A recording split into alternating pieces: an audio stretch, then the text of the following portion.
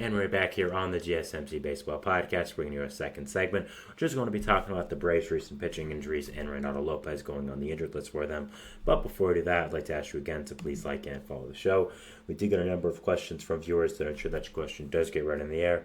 Please hit the link, gsmcpodcast.net. It really does help the show, and it really does mean a lot, so thank you so much for that. And let's get back into the show for today. All right, so second segment is going to be talking about Reynaldo Lopez and the Atlanta Braves and the recent pitching injuries. So we'll be going over that when we talk about it, so let's get into it. Lopez did flame up with some recent arm inflammation in his last start versus the New York Mets a little while ago. Was taken out after only a few innings, which did get a lot of people concerned, but from what they said, it wasn't a really big deal and didn't think it would require an IL stint. Obviously, they were wrong eventually, and now Reynaldo Lopez is going to be going on the IL for the Atlanta Braves, but I think there are a lot of, positives and negatives with this. Obviously more negatives, but I just want to get on here and talk about not only Reynaldo Lopez, but just the Braves pitching injuries in general and just going over all of them that have happened. So first off with Lopez, he's had one of the best seasons in all baseball for a pitcher, and I would say, honestly, is the biggest surprise of the entire year. When the Braves signed Reynaldo Lopez to that big contract, I was thinking, okay, you know what? That's a big contract for him at a reliever, but if they want to give it to him, if they really like him, maybe they think he's a future closer once Raisel Iglesias leaves, that's okay. And then we learned that they were making him a starting pitcher, and I was like, that's interesting, to say the least. Lopez has really been nothing more than a decent relief pitcher in his career. Obviously, was a big-time prospect with Chicago, then got traded to Washington, but, the opposite way around, but still, wasn't really anything that I thought of him being a starting pitcher, but he's transitioned perfectly with this Braves team and has done a fantastic job. And where would this Braves rotation really be without Reynaldo Lopez? Yes, Chris, without Reynaldo Lopez and without the fantastic job he has done with this Braves rotation, and just overall how great he has been with this Atlanta team. Now, his stats are just incredible when you look at them. They're against Cy Young-like, and we're going to be talking about it later about, the Cy Young leaderboard. But this guy's thrown 104 innings, which is the most, which is very close up to his starter years when he was a starter back with Chicago. Didn't really do that well there, but his ERA is 2.06. His expected ERA is high at 4.36. But at the same time, were you ever really expecting him to continue with this? I don't really think so.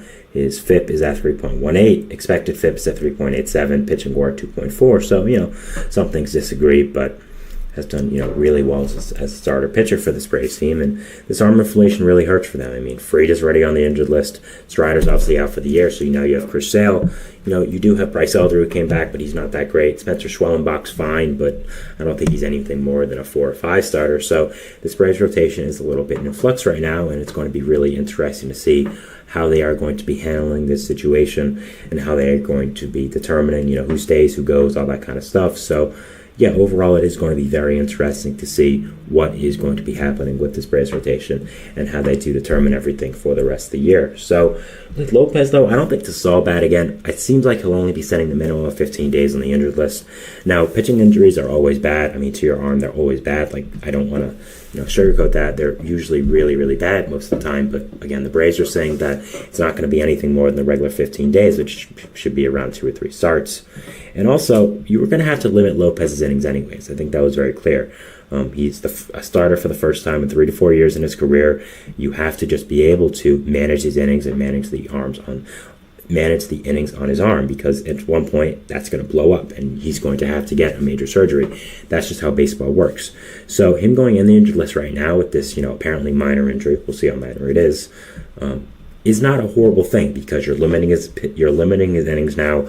And maybe he'll be able to play in the postseason more than you expected, because I do think it is a question mark if he is going to be in the playoffs as a shutdown 2 to 3 inning closer, or as a starting pitcher that is going to pitch multiple innings, multiple starts for you in this playoff. So it's going to be really interesting to see. But overall, while this injury is bad for the Braves, no doubt about it, there are some, silver linings to it, which is that, again, this is kind of just you limiting his innings, because let's say he's out for August, which obviously would be really bad, but that's basically enough of him resting his arm where you can now pitch him fully into September when it really gets hot and the pennant race really starts to get going, not worry about if he's going to blow up or not, and now, and then pitch him in the playoffs as well. So there are a lot of interesting things to determine with Reynaldo Lopez and just what is going to happen with this Braves team.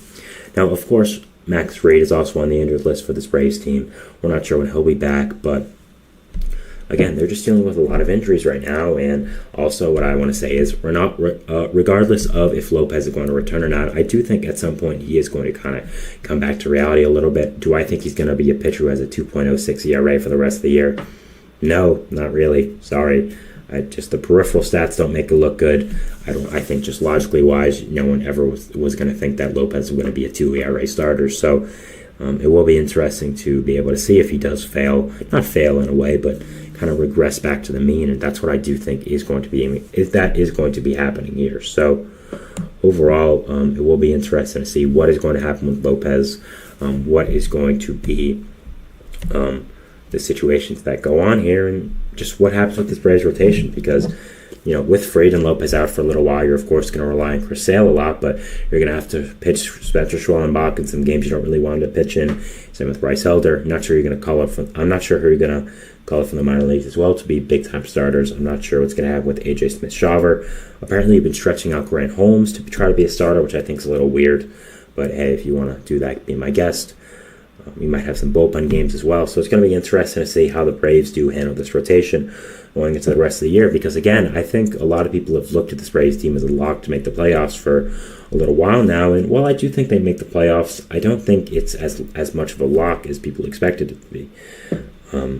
Right now, looking at the wild card, they are tied with Arizona and San Diego for the top 3 wild card seeds. There's no seed within these guys. Atlanta is above them because they have the tiebreaker, but they all have the same winning percentage.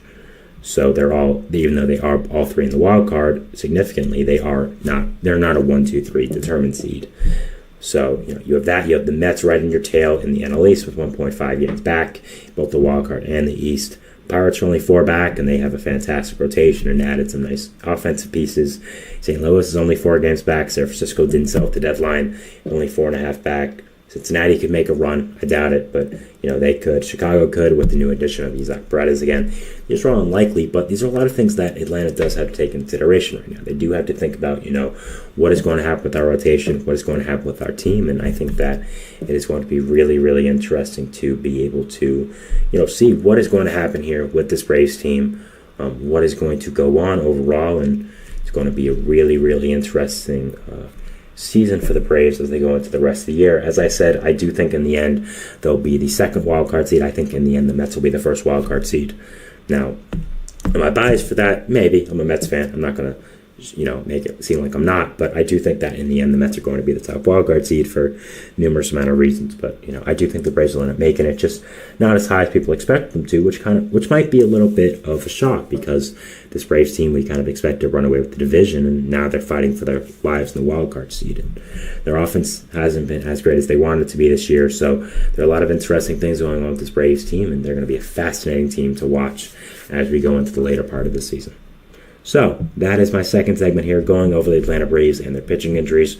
Moving into our third segment, which is going to be talking about Xavier Edwards and his breakout season for the Miami Marlins. So we're doing that, and we'll see you after the break. So thanks, and bye. Looking for your daily fix of sports talk without having to pay for it? GSMC